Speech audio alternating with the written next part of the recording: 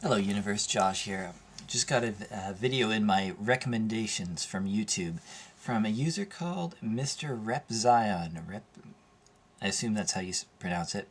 I have no idea how it ended up in my recommendations, but there it was, and so I clicked on it, and he was talking about interesting stuff about the meaning of life and stuff like that. And he was reading from the Satanic Bible, which, good for him. That's a good start. But I just wanted to point out one odd thing in that he's very focused on this whole idea of purpose. He says that's the title of the video that he just put out. So what is your purpose? Like, why do you keep on living?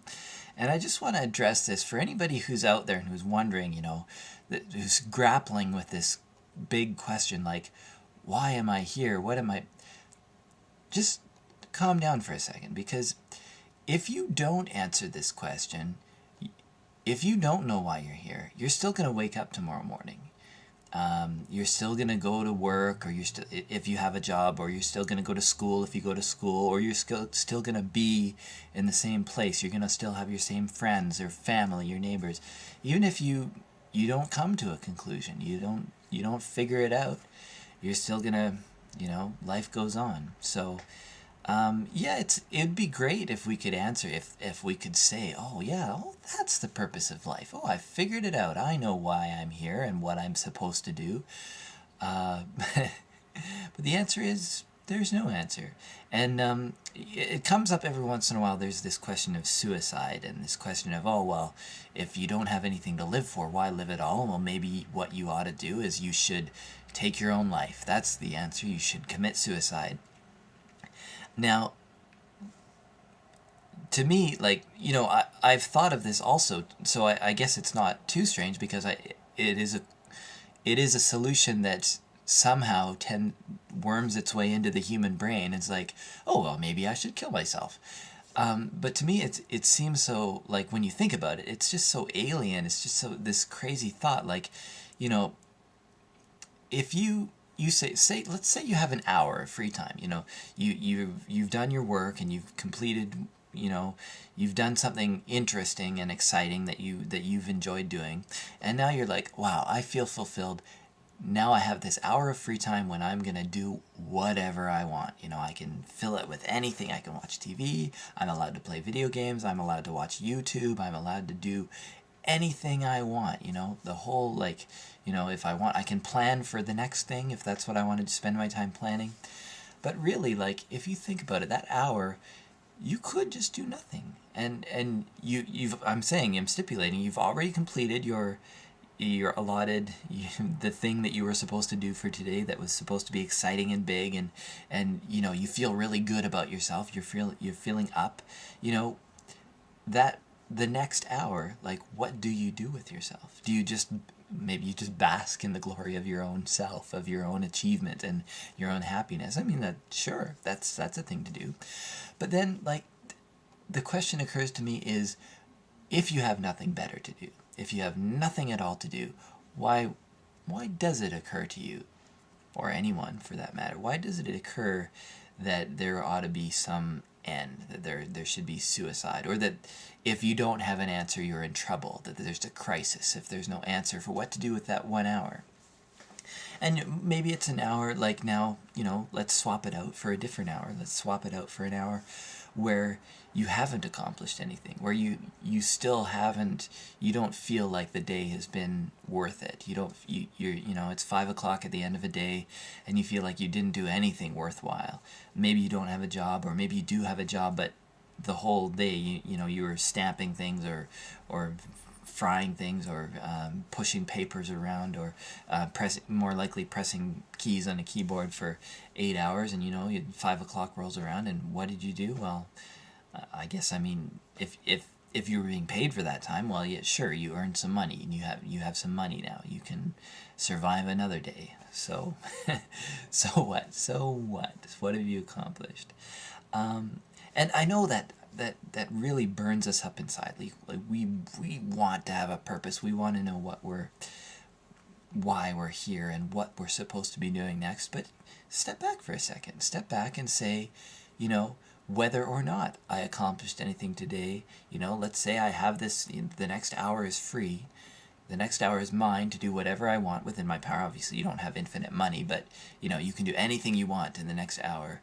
And, the question is how to spend it, what to do next. That's why we look for meaning and purpose, because we're just machines on this earth and on this planet. We're walking around doing our tasks, and machines sort of, they're designed for a purpose and they fulfill their purpose, and we're kind of self-aware machines, so we're painfully aware when we don't feel like we have a purpose, when it's like, oh, what am I supposed to be doing now? I have this free time. It's like, do I plan for the next thing, or do I do some philosophical thinking, or maybe I should off myself and just finish it, because it's pointless. It's the same thing every day.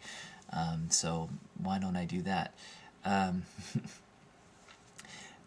the point of all this is that well, let me see. It's a tangent. It isn't even my main point, but I do want to make this point, in that you don't want to kill yourself. Don't, like, is this a message to suicidal people? That's not what this was intended to be. Although if somebody suicidal sees this and sees some kind of light, that's great. And let me see. Suicidal people often need a social connection. That's something they might need.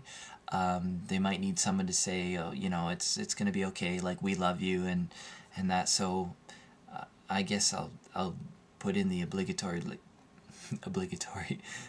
I'm sure that makes you feel a lot better, a person out there on the internet.